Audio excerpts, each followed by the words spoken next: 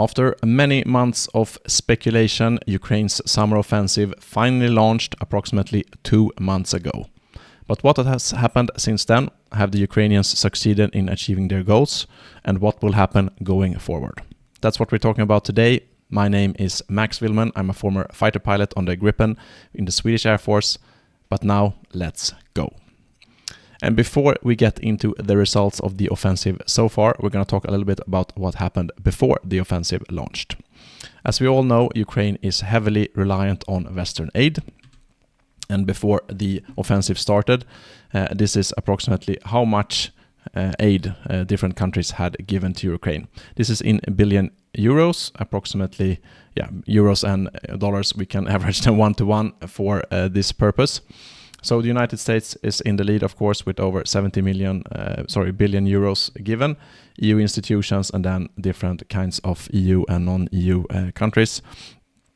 My country, Sweden, 1.83 billion euros given so far, and that's up until May 31, 2023, so just before the summer offensive launched.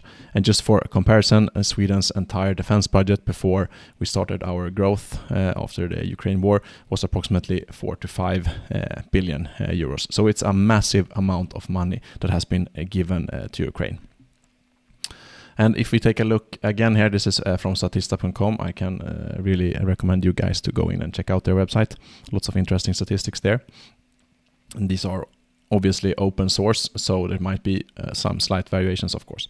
But if you take a look at how many main battle tanks, so tanks committed to Ukraine as of May 2023, there were several, of course, of the T-72 tank. I think we all know that Ukraine's inventory before the war and in the beginning of the war was mainly Soviet or old Russian equipment. That was what they had and what they had been trained on.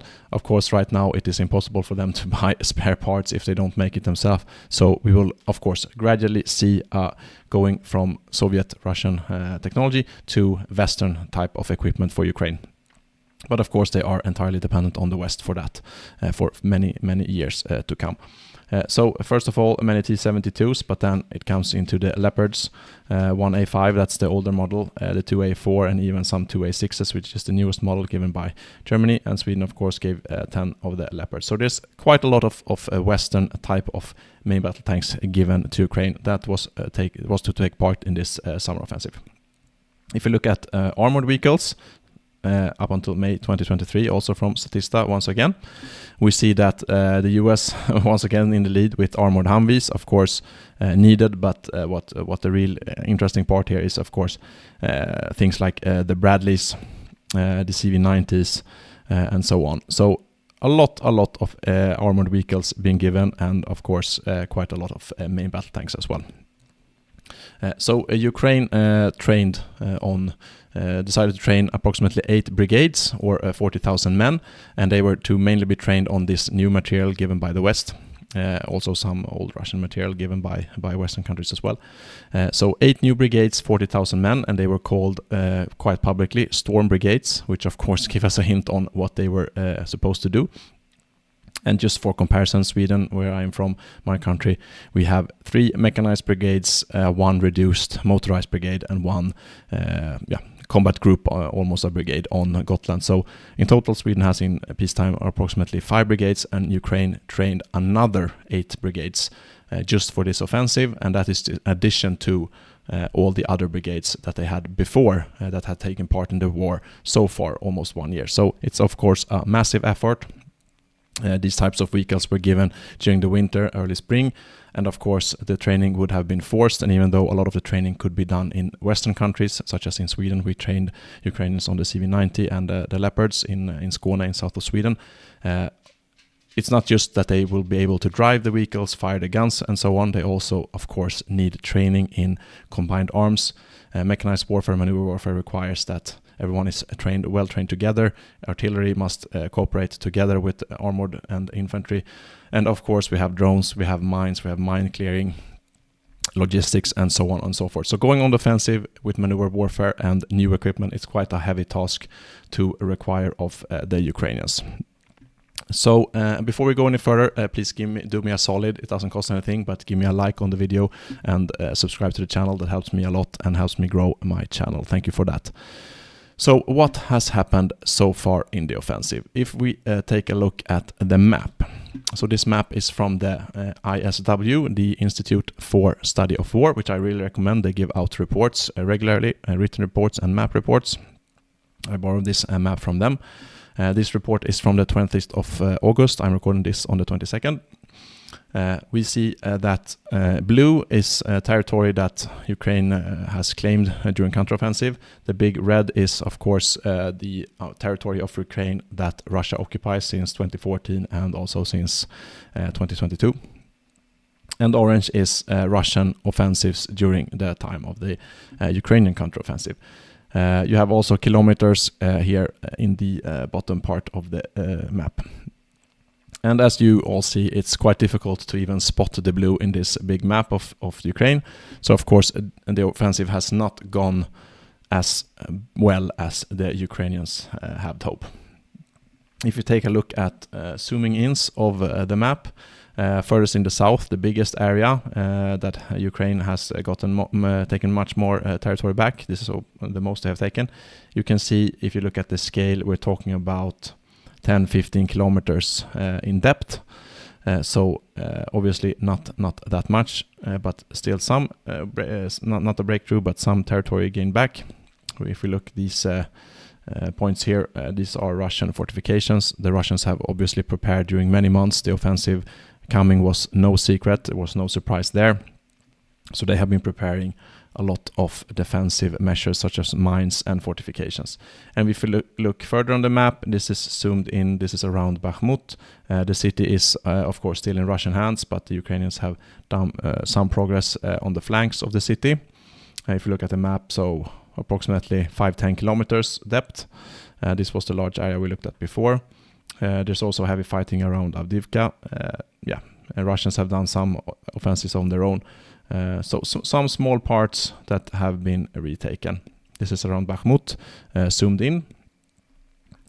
And if you go further north to the very north of Ukraine, if you look here, this Belgorod Oblast, this is part of Russia, and the border is here, and here is Ukraine. You see the Russians have taken some extra territory up in the north, and then around Bakhmut, the Ukrainians have done some heavy fighting. So not very much to show for 2 months of fighting. So let's talk a little bit about what the Ukrainians had hoped to achieve for this offensive. I think the absolute main goal of this offensive is to show the West that Ukraine is prepared to fight this war, because Ukrainians, as we talked about before, are totally dependent on Western aid. It's very, very expensive to fight a war. The Ukrainians need to switch their equipment from Soviet Russian equipment to Western type equipment, which of course they can't afford to buy on their own. They will need to be given a lot of equipment and money to buy more. So number one for the Ukrainians' objectives is to show the West that they will continue to fight and they have a will to fight. And I think that has been achieved. Sweden just launched a new measure to give even more stuff to Ukraine just a couple of days ago, and I think the US has done so as well. So I think the first objective can be said to be a success, even though the will to fight has been shown, but it is quite difficult for them to make any breakthroughs. The second objective, if you once again take a look at the big map, was probably for them to drive through from Kherson up to here. Approximately, there's a big river. It's difficult to cross, of course. It's not very good to do mechanized warfare over a river. So what me and many other analysts have speculated basically is that they want to drive down to the Sea of Azov to split the occupation in 2 parts, which would make the entire southern part with Crimea and also the area south of Kherson totally dependent on either being supplied logistically by sea or by the Kerch bridge, which is of course targeted by Ukraine several times already, which would probably make this situation here in the southern part of Ukraine and Crimea quite unbearable for Russians, and perhaps even make Ukraine to be able to take back the entire south of Ukraine. Of course, in the long run, Ukraine wants to take back all of the lost territory, of course. But those are probably the main two objectives. So securing continuous Western aid to show that they have still the will to fight, and also drive towards the Sea of Azov to split the Russian occupation in two. So I think that was the goal. The first goal can be said to be achieved, but the second goal, of course, still hasn't been achieved. So why is this? So at first they used mechanized warfare and tried to break through, but because of the heavy fortifications and the mines, and probably also because of the the short training that they had, the Ukrainians didn't succeed to make any breakthroughs. And this caused them to abandon this type of tactic, maneuver warfare if you will, and switch back towards a sort of attrition warfare, using small infantry units and artillery to try to get breakthroughs that way.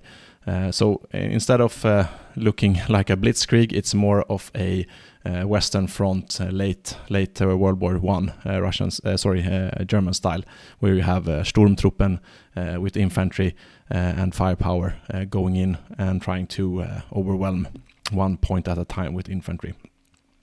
So we will see what will happen going forward. Of course, if the Ukrainians get a breakthrough and they can launch their mechanized units through that breakthrough, it can start to go quite quickly. But because the Russians have prepared the fortifications with such a big depth, it is still to be seen how this will go in the future.